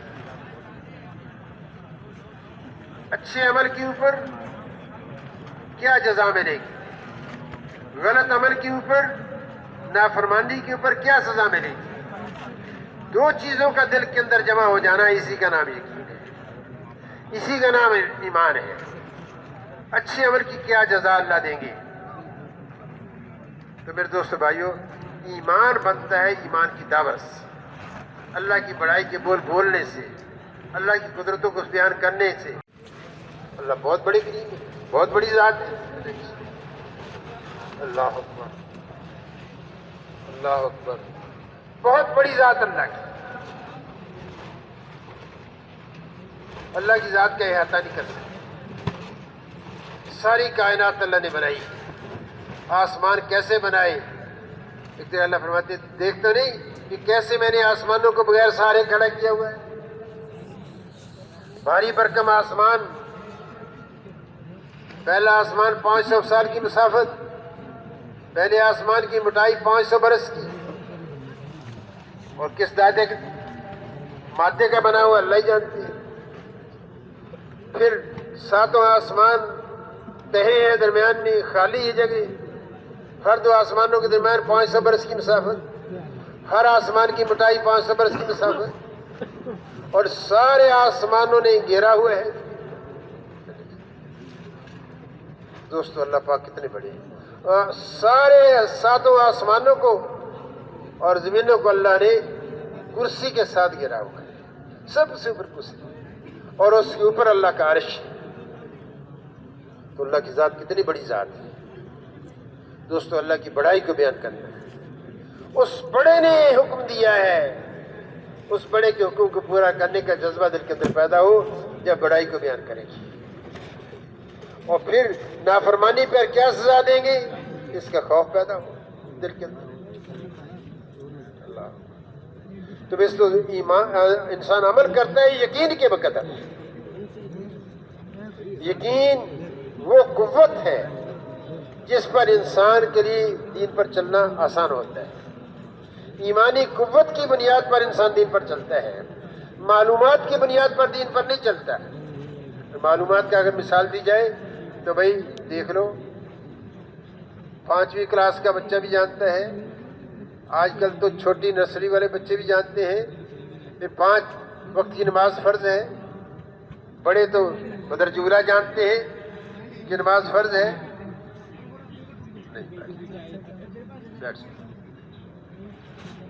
تو پڑھتے کتنے ہیں؟ تو میرے دوستوں بھائیوں، اگر انسان کا یقین بن جائے تو اللہ کی ہر نافرمانی سے بچے گا، اللہ کے ہر حکم کو پورا کرے گا، اور پوری دنیا کے اندر امن آئے گا، فساد ختم ہوں گے، محبتیں ختم ہوں گی۔ اس لیے کہتا ہے کہ انسان کا بننا دنیا کے اندر ہے۔ جب انسان بنتا ہے تو پھر پوری دنیا کے اندر امن آتا ہے۔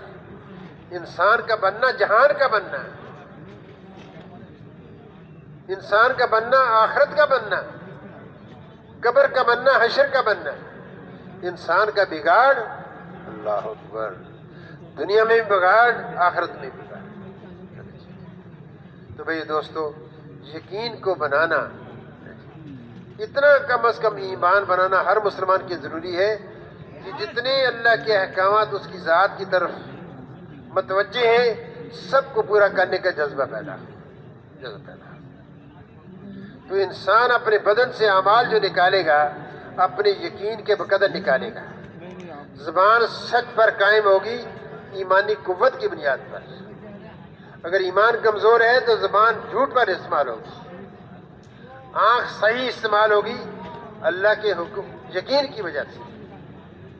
مفتی زین العابدین صاحب کی مدرسے میں ایک بزرگ تھے، شیخ الحدیث صاحب، جا رہے تھے بازار کے اندر، موسم کو دیکھنے کے لیے دیکھا موسم بارش کا ہے، آندھی کا ہے، بادل ہے یا نہیں، اوپر نگاہ اٹھائی، ایک چھت کے اوپر عورت پہ نگاہ پڑ گئی، اوہو، فوراً نگاہ چکا لی،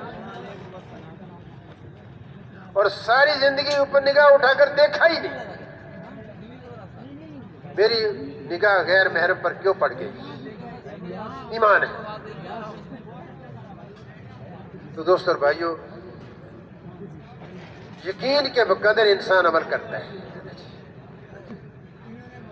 معلومات کی بنیاد پر عمل نہیں کرتا ہے۔ تو میں یہ عرض کر رہا تھا کہ 5 وقت کی نماز کا علم تو ہر شخص www.darsequran.com یقین کی کمزوری ہے۔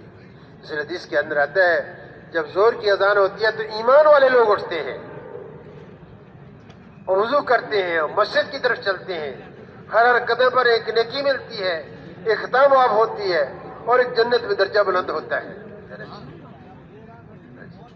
ایمان والے۔ ورنہ دوستو، مسجد کی دکانوں میں سے دکانیں کرنے والے 5 وقت کی اذانیں سنتے ہیں، کتنے نماز کے لیے اٹھ کر جاتے ہیں، ضعف یقین کی وجہ سے نہیں اٹھ پاتے ہیں۔ اس لیے بھائی، اب نماز نہ پڑھنے پر تو بہت سخت سزا ہے۔ اور نماز میں سستی کرنے پر بھی بہت بڑی اللہ نے سزا رکھی ہے. کیا آتا ہے؟ اللہ جو نماز میں سستی کرتا ہے، ایک روایت میں آتا ہے اس کو 15 قسم کا عذاب ہوتا ہے. نماز میں سستی پڑھتا ہے لیکن سستی کرتا ہے. ایک قسم کا عذاب یہ ہے کہ اگر جب موت آتی ہے تو پیاس کی شدت میں موت آتی ہے، اگر سمندر بھی پی لے تو پیاس نہیں بجھتی سستی کرنے والے. اور جہاں نماز کے ادا کرنے پر ہر قدم پر اتنی نیکی ملتی ہے، وہاں سستی کرنے پر اور نماز قضا پڑھنے پر تو اس سے بھی زیادہ سخت ہے. نماز قضا کرنے پر کیا ملے گا؟ کیا سزا ملے گی؟ فجر کی قضا کی ہے تو زور تک مارا جاتا ہے قبر کے اندر. ہر نماز قضا کرنے پر اگلی نماز تک اس کو مارا جاتا ہے. اور کئی سام مسلط ہوتے ہیں اس کے اوپر. جب مارنے والے اس کو مارتے ہیں تو میت 70 ہا زمین میں دس جاتی ہے. صبح شام یہی حال رہتا ہے. جب سنتے سنتے اس کی بات کا یقین دل کے اندر آئے گا دوست اور بھائیوں، تو پھر اللہ کا خوف دل کے اندر پیدا ہوگا، پھر اللہ کی نافرمانی سے بچے گا اور اللہ کی فرمانبرداری والی چیزوں کو اختیار کرے گا. تو میرے دوستو، اتنا ایمان سیکھنا ضروری ہے جس سے اللہ پاک حرام سے بچا لے اور حلال پر لے آئے. اور جتنے احکامات الہیہ ہماری طرف متوجہ ہیں ان پر عمل کرنے کے لیے ہمیں تیار کرتے ہیں. تو میرے دوستو بھائیوں، یقین سیکھنا اس ماحول کے اندر آ کر میرے دوستو آسان ہے. جس قسم کا ماحول ہوگا ویسی قسم کی اس کی صفات بنتی ہیں. فارسی کا مقولہ ہے، اچھوں کی صحبت کے اندر آئیں گے تو اچھائیاں پیدا ہوں گی، اور غلط ماحول کے اندر جائیں گے تو بری چیزیں انسان کے اندر پیدا ہوتی ہیں. ماحول انسان کو بگاڑتا ہے، ماحول انسان کو بناتا ہے. اچھا ماحول اختیار کرنا ہے. مسجدوں کا ماحول، اللہ کے گھروں کا ماحول، مسجدوں کا ماحول فرشتوں کی ماحول. مسجد میں آتے ہی انسان بدل جاتا ہے. جب اللہ کے راستے میں نکل کر مسجدوں میں ایمان کے تذکرے کریں گے، انبیاء علیہ السلام کے تذکرے کریں گے، اللہ کی ذات و صفات کا تذکرہ کریں گے، جنت کے تذکرے ہوں گے، جہنم کے تذکرے ہوں گے، اور اچھے عمل کی جزا اللہ نے کیا رکھی ہے، غلط عمل کی سزا کیا رکھی ہے، اس کو بار بار سنیں گے تو اللہ پاک ہمارے یقین کو مضبوط بناتے ہیں. تو ماحول میں نکلنا بہت ضروری ہے. تو میرے دوست اور بھائیوں، ایسی زندگی گزارنا جس سے اللہ کے سارے احکامات پر عمل آسان ہو جائے، اس کے لیے یقین کا بنانا ضروری ہے. اور بھائی، اللہ کے احکامات کیا ہیں ہر شعبے کے اندر، اور نبی علیہ السلام کا طریقہ کیا ہے، اس کو سیکھنا. اللہ اکبر. سارے علم کا احاطہ کرنا ہمارا لیے ضروری نہیں ہے. ہاں، علماء کی ایک جماعت مضبوط ہونی چاہیے، جو عوام کو جو علم کی ضرورت ہے وہ عوام کو دے سکے. عوام پوچھنے کے لیے آئیں تو ان کو رہنمائی کر سکے. لیکن ہر مسلمان کا دیندار بننا ضروری ہے.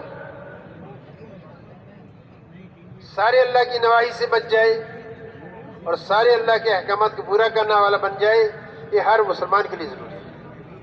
دیندار بننا ضروری ہے ہر مسلمان کے لیے. تو میرے بھائی اور دوستو، ہم خود بھی دیندار بن جائیں، یہ شعبے کے اندر چل رہے ہیں، اور بھائی مرنے کے بعد اور سارے مسلمان دین پر چلنے والے بن جائیں. اس کے لیے ہمیں اور آپ کو محنت کرنی پڑے گی. تو اللہ نے دین پر چلنے پہ انعامات بھی بڑے رکھے. اب جیسے دین پر چلیں گے، نماز پڑھیں گے، تکبیر اللہ کہتے ہی اللہ اکبر، ہر تکبیر کا اجر دنیا معافیہ سے زیادہ ہے. سارے گناہ اللہ معاف کر دیتے ہیں، نیکیوں کی بارش شروع ہو جاتی ہے. الحمد شریف پورا نماز کے اندر کھڑے ہو کر پڑھی ہے، پورا قرآن پڑھنے کا اجر اللہ عطا فرماتے ہیں. ہر حرف کے اوپر 100 نیکیاں عطا فرماتے ہیں. رکوع کیا ہے، صرف رکوع میں جھکنے کا اتنا اجر ہے جیسے اللہ اکبر وزن کے برابر سونا صدقہ کرنے کا اللہ اجر عطا فرماتے ہیں. اور رکوع کی اس تسبیح پڑھی، سبحان ربی العظیم کہا ایک دفعہ، تو اللہ پاک چاروں آسمانی کتابوں کی تلاوت کے بدلے اجر عطا فرماتے ہیں. ایک دفعہ پڑھا تو جب اتنا، 2 دفعہ پڑھا تو جب اتنا. اور پھر جب قومے میں جاتا ہے سمی اللہ لمن حمدہ کہتا ہے تو اللہ پاک اس نمازی کے اوپر اپنی رحمت کی محبت نظر ڈالتے ہیں، اور سجدے میں جاتا ہے تو سب سے اللہ اپنا قرب زیادہ نصیب اس کو فرماتے ہیں، جیسے اللہ کی دہلیز پر اپنا سر رگڑ رہا ہے۔ ایک دفعہ سبحان ربی اعلیٰ پڑھا اور مسلمانوں کی مومن اور مومنات مسلمانوں کی تعداد کے بدر اللہ پاک اس کو اجر عطا فرماتے ہیں ایک دفعہ پڑھنے۔ اور جب سلام پھیرتا ہے دائیں طرف بائیں، بلکہ اتحیات جب پڑھتا ہے تو صابرین کے مقابلے اللہ پاک اس کو اجر عطا فرمائے، جتنا صابرین کو صبر کرنے پر ملا۔ روایت میں آتا ہے جیسے ایوب علیہ السلام کو اپنی بیماری پر صبر کرنے پر، یعقوب علیہ السلام کو اپنے بیٹے کے فراق میں صبر کرنے پر جتنا اجر ملا، تحیات پڑھنے پر اللہ تعالیٰ فرماتے ہیں۔ اور جب سلام پھرتا ہے دائیں طرف اور بائیں طرف اللہ سارے گناہ معاف کرتے ہیں۔ جہاں اتنا انعام اللہ نے رکھا ہے وہاں بھی اللہ نماز چھوڑنے پر اللہ نے سزا بھی رکھی۔ تو میرے دوست اور بھائیوں، یہ تو ہے دین۔ جسم کے اندر سے کوئی بھی عمل ہمارا ایسا نہ نکلے جو اللہ کے حکم منافی ہو اور حضور صلی اللہ علیہ وسلم کی سنت کے خلاف۔ ہر عمل اللہ کے نبی صلی اللہ علیہ وسلم کے طریقے کے پر۔ اللہ کے ہاں سب سے محبوب زندگی نبی علیہ السلام کی۔ تو میرے دوستو، یہ تو ہے ذاتی طور پر دین پر چلنا، لیکن ہمارے اوپر جو دوسری ذمہ داری ہے، ساری انسانیت کو جنت کا راستہ دکھانا، سب کو حکمت سے، بصیرت سے، یقین سے، وجدان کے ساتھ اللہ کی اطاعت پر تیار کرنا، یہ ہماری سب کی ذمہ داری ہے۔ اس ذمہ داری کو جب ادا کریں گے دوست اور بھائیوں، ہمیں سارے نبیوں کی نسبت نصیب ہوگی، سارے نبیوں کی نسبت۔ اس کے بھی ایک تو نقل و حرکت ہے مقام کی، ایک نقل و حرکت ہے باہر کی، کہ ہم ساری انسانیت کو جنت کی طرف لے جانے کی جو محنت ہے، اس محنت کے کرنے کے ذمہ دار ہیں۔ محنت کرنا ہمارا ذمہ ہے۔ ایک قصہ سناتا ہوں۔ برازیل جماعت گئی آج سے کچھ سال پہلے، 7 مہینے کی جماعت تھی۔ وہاں کے مسلمانوں نے کہا یہ 5.5 گھنٹے کی فلائٹ پر ایک جزیرہ ہے، وہاں ابھی تک جماعت نہیں گئی، وہاں بھی جانا چاہیے۔ تو جماعت والوں نے ارادہ کر لیا ہم جائیں گے، کیونکہ کچھ ساتھیوں نے ارادہ کیا، ساری جماعت نے ارادہ نہیں کیا۔ چلتے رہے، وقت قریب آ گیا واپسی کا۔ امیر صاحب نے کہا بھائی تم نے ارادہ کیا تھا، کہتے اب تو وقت ہی ختم ہو گیا۔ امیر صاحب نے دوبارہ ترغیب دی، ترغیب جب دی تو تیار ہو گئے۔ 4 آدمی وہاں پہنچے اس جزیرے کے اندر۔ اترتے ہی انہوں نے اپنا نماز کا اہتمام کیا، اذان پڑھی، نماز پڑھی۔ جب نماز سے فارغ ہوئے تو ایک شخص ملا کہ تم لوگ کون ہو؟ اس نے کہا کہ ہم مسلمان ہیں۔ انہوں نے کہا ہم مسلمان ہیں، کیا کرنے آئے ہیں؟ یا مسلمان کون ہوتا ہے؟ دعوت دی، ایک اللہ کو ماننے والا ہے اور نبی صلی اللہ علیہ وسلم پر یقین رکھنے والا ہے، آپ آخری نبی ہیں۔ دعوت دی اس کی۔ وہ ان کی شکلوں کو دیکھ کر پگڑیاں باندھی ہوئی ہیں، پہنی ہوئی ہیں اور داڑیاں رکھی ہوئی ہیں اور سنت الباس ہے اور نظروں کی حفاظت بھی کر رہے ہیں اور ایک نماز کا عمل بھی دیکھا انہوں نے۔ اس نے کہا تم ٹھہرو یہاں، میں تھوڑی دیر بعد آتا ہوں۔ کب تک ٹھہرو گے؟ کہتے آدھا گھنٹہ ٹھہر سکتے ہیں۔ آدھے گھنٹے بعد آیا تو وہ اپنی بیوی کو بھی ساتھ لے کر آیا۔ اس کی بیوی بچپن سے اس بات کی تلاش میں تھی، www.darsequran.com مجھے اپنا ہونا ظاہر کر۔ یہ کائنات ایسی نہیں بن گئی، اس کے بنانے والا ضرور کوئی ہے، وہ یہ کہتی تھی، لیکن اللہ کی ذات سے اس کو واقفیت نہیں تھی، دین اسلام سے ناواقفیت تھی۔ اس مرد نے جا کر کہا جن لوگوں کی تم تلاش میں ہو وہ لوگ آج میں نے دیکھے ہیں، چلو بلاتا ہوں جا کر۔ تو دونوں میاں بیوی آ کر مسلمان اور پھر انہوں نے مسجد بنائی۔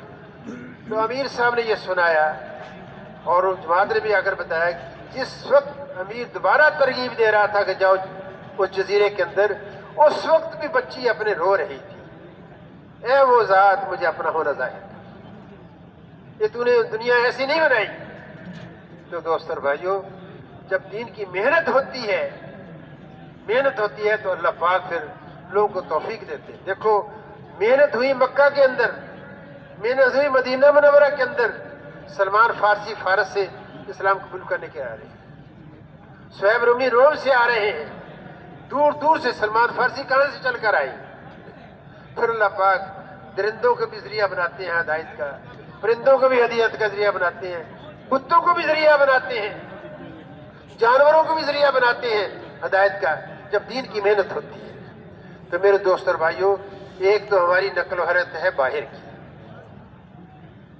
4 مہینے کے لیے جانا، اس محنت کو سیکھنا، اور 7 مہینے سال بیرون کے لیے جانا ہے، ملک کے اندر سال کے لیے پھرنا، تاکہ پوری امت مسلمہ کا ہر فرد اس محنت کو کرنے والا بن جائے اور اس محنت کی ذمہ داری اپنے اوپر سمجھے. اور ہمارے اندر اللہ نے استعداد رکھی ہے. دیکھو اللہ پاک کا نظام ہے، اللہ پاک فرماتے ہیں کسی قوم کے اوپر میں نے وہ ذمہ داری نہیں ڈالی جس کی وہ استعداد نہ رکھتے. ہر شخص پر اللہ پاک نے اس کی استعداد کو ذمہ داری ہے. ہمیں اور آپ کو جو حضور صلی اللہ علیہ وسلم کی امت کے اندر پیدا فرمایا ہے، ہمارے ہر مسلمان مرد اور عورت کے اندر دعوت کا کام کرنے کی اللہ نے استعداد پہلے رکھی. بلکہ قاعدہ قدرت یہ ہے کہ اللہ استعداد پہلے دیتے ہیں، ذمہ داری بعد میں ڈالتے ہیں. تو ہر مسلمان کے اندر یہ استعداد موجود ہے کہ وہ اللہ کے دین کی محنت کرے، لوگوں کو جہنم سے بچائے، جنت کا راستہ اختیار کرے، جنت کا راستہ ان کو دکھائے. ہر مسلمان مرد اور عورت کے اندر استعداد موجود ہے. لیکن میرے دوستو، یہ استعداد ہماری فانی چیزوں پر لگ رہی ہے،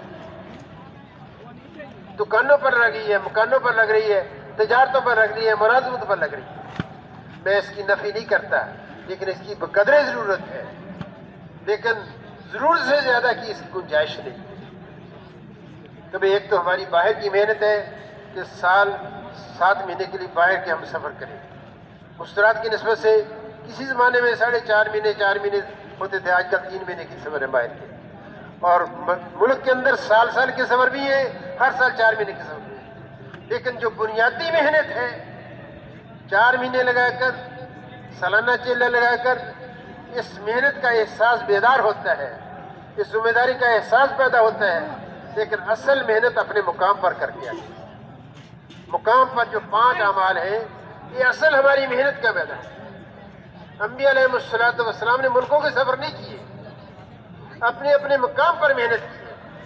بڑی مثال نوح علیہ السلام کی ہے، اپنے گھر سے اٹھ کر 7 والوں کے پاس جانا، اس کے بعد اس کے بار بار انہی لوگوں پھر رہے ہیں. کتنے سال پھرے؟ 950 سال. نتیجہ کیا نکلا؟ 80 یا کچھ زیادہ لوگ. ہدایت کس کے ہاتھ میں ہے؟ اللہ کے ہاتھ میں. ہم بھی اپنے گھر سے نکل چلیں گے، روزانہ کی محنت. بھائی صاحب فرماتے تھے جو ہی قدم گھر سے باہر نکلا رکھا اس فکر سے کہ فلاں کو دعوت دیں گے، فلاں کو دین پر چلنے کے لیے تیار کریں گے، وہ زندگی بے دینی والی کو چھوڑ دے، اللہ کی رضا والی زندگی اختیار کر لے. اس فکر سے جو ہی باہر نکلے آپ اللہ کے راستے. جب نکل کر چلیں گے، اگر ہمارا مقامی گشت ہے اور اس میں مسجد میں ہو کر دعا کرتے ہیں، آداب بیان کرتے ہیں، پھر جماعت مسجد میں بیٹھتی ہے، پھر گشت کے لیے نکلتے ہیں. گشت میں جب نکلتے ہیں تو دعا کرتے ہیں، یا اللہ جن بھائیوں کے پاس ہم جا رہے ہیں ہمارے جانے سے پہلے ان کے دلوں کو نرم کر، اپنی رحمت کی طرف متوجہ کر، اپنی رحمت کی طرف متوجہ کر. میرے دوستو، یہ وہی فکر ہے جس فکر کو حضرات انبیاء علیہ السلام نکل کر لوگوں کے پاس جاتے ہیں. انبیاء علیہ السلام کی محنت کا ایک خلاصہ یہ ہے، بے طلب لوگوں کے پاس بے غرض ہو کر جاتے ہیں. بے طلب لوگوں کے پاس بے غرض ہو کر جانا. ہم تجھ سے کچھ نہیں چاہتے، ہمارا اجر اللہ کے پاس ہے، تم اللہ کی مان لو، اللہ کو مان لو، بس یہ کہتے تھے. تو جب اس فکر کو لے کر گھر سے جماعت مسجد سے نکلتی ہے، اور پھر کیوں بھائی سارے نبیوں کی نسبت نصیب ہو گئی یا نہیں ہو گئی؟ جو سارے نبی چل کر گئے، حضور صلی اللہ علیہ وسلم گھر سے نکل کر گئے، اور نوح علیہ السلام گئے، ابراہیم علیہ السلام گئے، ہود علیہ السلام گئے، صالح علیہ السلام گئے، یوسف علیہ، سارے نبی گئے. سارے نبیوں کی نسبت نصیب ہوگی. اور پھر بھائی کیا کہا بھئی نظریں جھکا کر چلو، اتنا دور دیکھو کہ راستہ نظر آئے. قرآن کی آیت پر عمل ہوتا ہے، نظریں جھکا کر چلو. غازین الابصار، ارد گرد راستہ اپنا دیکھو کہ ہر دیکھی ہوئی چیز کا اثر دیکھو. ہم اللہ کے دھیان کے ساتھ چلیں. موسیٰ علیہ السلام، ہارون علیہ السلام کو اللہ نے فرمایا کہ جاؤ اس متکبر کے پاس، فرعون کے پاس، وہ سرکش ہو گیا ہے، میں تمہارے ساتھ ہوں، سنتا بھی ہوں، دیکھتا بھی ہوں. کیا جب وہ جماعت گشت میں نکلے گی اللہ نہیں دیکھ رہے ہوں گے؟ اللہ نہیں دیکھ رہے ہوں گے؟ کیا اللہ نہیں بات سن رہے ہوں گے؟ اللہ کتنے خوش ہوں گے میرے بندے کی آخرت بنانے کے لیے جا رہے ہیں. اور فرمایا کہ میرے ذکر سے اپنے آپ کو غافل نہ کرنا، میرے دھیان کے ساتھ چلنا. سبحان اللہ، الحمدللہ پڑھتے رہنا چاہیے. اور متکلم سے بات کریں گے ہم، اس متکلم بات کرے گا ایک بائی سے، ہم جتنی دفعہ متکلم بات کرے گا اتنی دفعہ سنیں گے. اور پھر کیا فرمایا ہے؟ گشت مکمل کرنے کے بعد واپس آؤ گھروں کی طرف، استغفار کرو. استغفار کس بات نے کیا بھائی؟ انبیاء علیہ السلام کی کام تھا لوگوں کے پاس جانا، چل کر جانا. اور ہم نے بھی اس عمل کیا ہے. جس جذبے کے ساتھ، جس اخلاص کے ساتھ، جس اللہ کے استحضار کے ساتھ، اور جس دل کی کڑن اور فکر کے ساتھ یہ گشت کرنا چاہیے تھا، نہیں کر سکے، یا اللہ تو ہمیں معاف کر دے. استغفار کریں جی. استغفار کرتے ہوئے آئیں گے. وہی جب 3 دفعہ آدمی کہتا ہے استغفر اللہ الذی لا الہ الا هو الیہ القیوم واتوب الیہ، اللہ سارے گناہوں کو معاف کر دے. ایک گشت کرنا گناہوں کا کفارہ، اللہ کی رحمت کو کھینچنے کا ذریعہ. اللہ کی معیت ساتھ ہوتی ہے، اللہ ساتھ ہوتا ہے. اللہ دیکھتے بھی ہیں، سنتے بھی ہیں. اور سارے نبیوں کی نصیب ہوگی. یہ تو عمومی گشت کی بات کی ہے. خصوصی گشت میں اگر اکیلے جائیں گے تو جب بھی، اس لیے کہتے ہیں اکیلے نہ جاؤ، 2 بن کر جاؤ. روزانہ کی محنت، گھر گھر جا کر ملنا، جہاں مل جائے، جب مل جائے، جہاں مل جائے. ہم ملتے ہیں پرانوں سے نہیں. روزانہ کی جو محنت ہے، ہر نئے سے ملنا ہے، ہر پرانے سے، نئے سے، ہر آدمی سے ملنا ہے، ہر بالغ مرد سے ملنا ہے. 2-2.5 گھنٹے جو دیے ہیں، جہاں مل جائے، جب مل جائے. اس 2.5 گھنٹے کی محنت کے اندر جب مل جائے، جہاں مل جائے.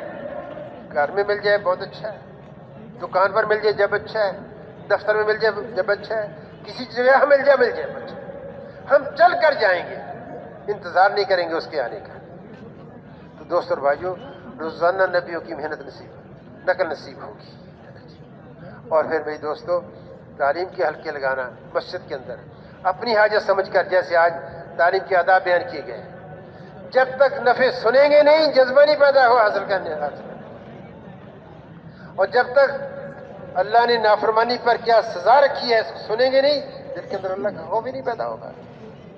ایمان کو اللہ نے امید اور خوف کے درمیان رکھا ہے. جو ملنے پر امید ہے، نیک اعمال کے اوپر جو ملنے کی امید ہے، اور غلط اعمال کے اوپر جو ملنے کی سزا ہے، اس کا خوف. یہ اس کے نام ہے. پھر سارے تیار ہیں اس کے لیے.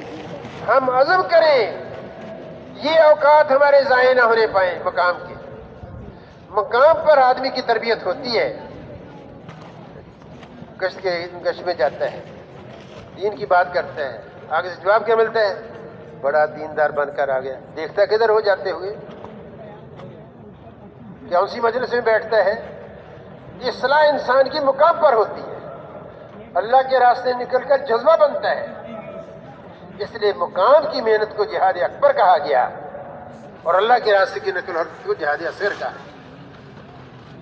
مقام کی محنت ہم ہر شخص طے کرے کہ جو 5 اعمال ہیں یہ ہمارے اصل ہیں. ہمارے مہینے کا روزہ نہ چھوٹے، ہمارا بیرونی گشت نہ چھوٹے. میرے دوست اور بھائیو، حاجی صاحب رحمۃ اللہ فرمایا کرتے تھے، جو گشت میں نکل کر دعا کی جاتی ہے اللہ کے عرش کو ہلا دیتی. بلکہ حاجی صاحب کا معمول تھا، جب ملاقاتیں کر کے آتے تھے، گشتیں کر کے آتے تھے، گھر داخل ہونے سے پہلے کھڑے ہو کر دعا مانگتے تھے. www.darsuquran.com. اللہ ہم سب کو یقین نصیب فرما دے. بھی اگر کریں گے تو سارا کچھ ملے گا، ورنہ بھائی باتوں سے باتیں بنتی، عمل سے بنتا. یہ سارے اعمال ہیں جو کرنے کے ہیں. اللہ ہم سے اور ہم اس لیے یہاں جمع ہوئے ہیں، ہم سارے ان اعمال کو کرتے کرتے ہم اس مقصد پر آ جائیں، اس فکر پر آ جائیں کہ جس فکر پر حضور صلی اللہ علیہ وسلم مت کر چھوڑ کر گئے۔ ساری دنیا کے مسلمان اس فکر اور سوچ پر آ جائے جس پر حضور صلی اللہ علیہ وسلم مت کو چھوڑ کر گئے تھے، اور ساری دنیا کے اندر حضور صلی اللہ علیہ وسلم کے ہر شعبے کے اندر آپ صلی اللہ علیہ وسلم کے طریقے زندہ ہو جائے۔ یہ ہمارا سب کا مقصد ہے۔ اس کے لیے بھائی ان ماحولوں کو نعمت سمجھ کر، سعادت سمجھ کر، اللہ کا انعام سمجھ کر ہمیں اور آپ کو شرکت کرنی چاہیے۔ اور اب آپ آئے ہیں، سب سے مشکل گھر سے نکلنا ہوتا ہے، اللہ نے گھر سے نکال دیا، بستر بھی لے کر آ گئے اور خرچہ بھی لے کر آ گئے۔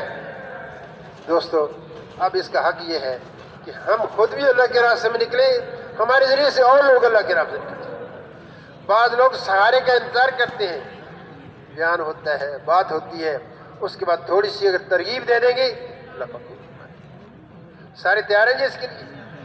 بھئی اپنی زندگی کو ہم سادہ بنائیں، زندگی کو سادہ بنائیں، تعیش سے اپنی زندگی کو بچائیں۔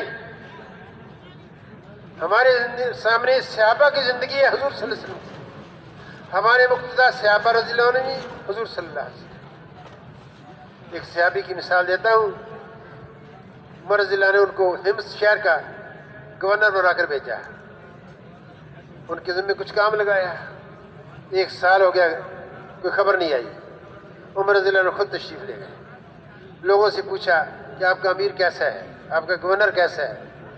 انہوں نے کہا جی بہت اچھا ہے، لیکن ایک بات ہے، کچھ لوگوں نے یہ کہا کہ بھئی دیر سے آتا ہے صبح، ہم اس کے انتظار میں رہتے ہیں۔ دوسرا کہ دن کو بات سنتا ہے، رات کو بات نہیں سنتا۔ کچھ لوگوں نے یہ کہا، کچھ لوگوں نے کہا کہ یہ دن میں ایک چھٹی کرتا ہے، مہینے میں ایک چھٹی کرتا ہے، ہمیں تو ہر روز اس کی ضرورت ہوتی ہے۔ اور پھر کچھ لوگوں نے یہ کہا کہ بھئی یہ تو مجلس لگی ہوئی ہوتی ہے، اس کو غشی پڑ جاتی ہے، غشی پڑ جاتی ہے۔ یہ اشکالات لوگوں نے پیش کیے۔ پھر مجلس لگی، امیر بھی موجود ہے، گورنر صاحب اور امیر المومنین عمر رضی اللہ عنہ بھی موجود ہیں۔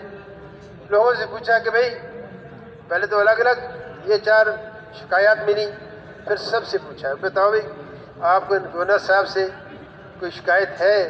یہ چاروں شکایتیں انہوں نے بتا دی۔ اس امیر صاحب سے پوچھا کیا بات ہے؟ میرے بھائیو ہمیں سوچنے کی چیز ہے، ہم کہاں کھڑے ہیں؟ ہم حضور کی زندگی سے اور صحابہ کی زندگی کتنے دور چلے گئے؟ آج تعیش کے کیا کیا سامان ہمارے پاس ہے؟ اچھا بھئی تم دیر سے کیوں آتے ہو؟ اس نے کہا کہ میں اور بیوی دونوں ہیں، ہمارے پاس کوئی غلام نہیں ہے، ہم کھانے کے لیے چیز تیار کرتے ہیں، جیسے آٹا تیار کیا جائے، جب پکانے کے قابل ہو جائے تو پھر ہم تیار کرتے ہیں روٹی کو، اور پھر اس کچھ دیر لگتی ہے، ہمارے پاس کوئی خادم نہیں ہے، اور ایک ہی روٹی ہم کھاتے ہیں، سارا دن اسی پہ گزارا ہے، اس لیے دیر ہو جاتی ہے۔ اچھا بھائی تم دن کو بات سنتے ہو، رات کی کیوں نہیں سنتے؟ اس نے کہا کہ یہ میرا معاملہ ہے، میں نے دن ان کے لیے رکھا ہے، رات میں نے اللہ کے لیے۔ جو دن بھر کام کرتا ہوں اللہ کے سامنے پیش کرتا ہوں، یا اللہ فلاں عمل کیا، فلاں عمل کیا، اللہ اگر تو پسند ہے تو قبول کر، اور جو مجھے پسند نہیں تو اللہ مجھے معاف کر۔ اللہ کے سامنے دن کی کارگزاری رکھتا ہوں اور اللہ کے سامنے پیش کرتا ہوں، رات اللہ کے لیے، دن کے لیے۔ اچھا بھائی چھٹی کیوں کرتے ہو؟ اس نے یہ جواب دیا کہ میرے پاس ایک ہی جوڑا ہے اور وہ بڑے موٹے کپڑے کا ہے، اور اس کو میں دھوتا ہوں، مہینے میں 1 دفعہ دھوتا ہوں، اور پھر اس کو رگڑ رگڑ کر نرم کرتا ہوں، سخت ہو جاتا ہے، موٹا ہونے کی وجہ سخت ہو جاتا ہے، رگڑ رگڑ کر سخت نرم کرتا ہوں تاکہ پہننے کے قابل ہو جائے، اس لیے ایک چھٹی کرتا ہوں مہینے میں۔ میرے بھائیو ہم سوچیں ہمارے پاس کتنے جوڑے ہیں؟ بعض ایسی جوڑی ہے سارا سال نوبت نہیں آتی۔ دیکھو بھائی www.darsequran.com. جس کی بھی اتباع کرو گے کامیابی کو پہنچے. ہماری مقتدا حضور صلی اللہ علیہ وسلم اور صحابہ ہے. آپ کے گھر کا کھانا کیا تھا؟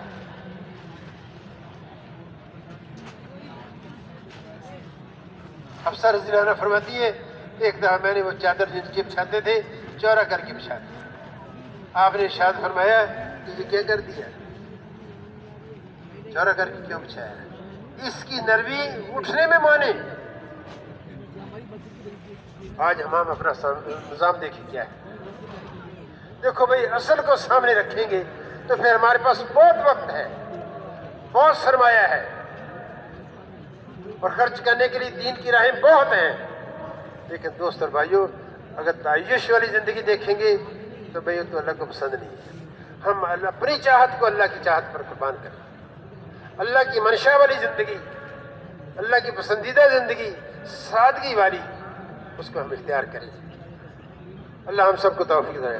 ہم سب عزم کریں, ہم خود بھی اللہ کے راستے میں نکلیں گے اور سارے مجمع کو اللہ کے راستے میں نکلنے کی تیار کریں گے, اور جماعتیں بنائیں گے. جتنی ہمیں حضرات نے ہدف دیا ہے وہ ساری جماعتیں بنائیں گے.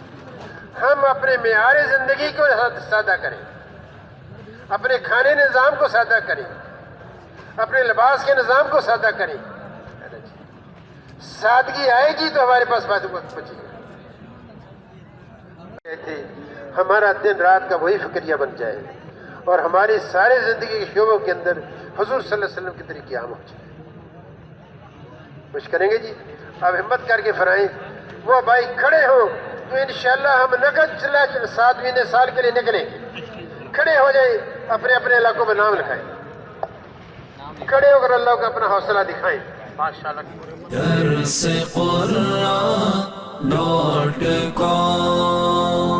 www.darsequran.com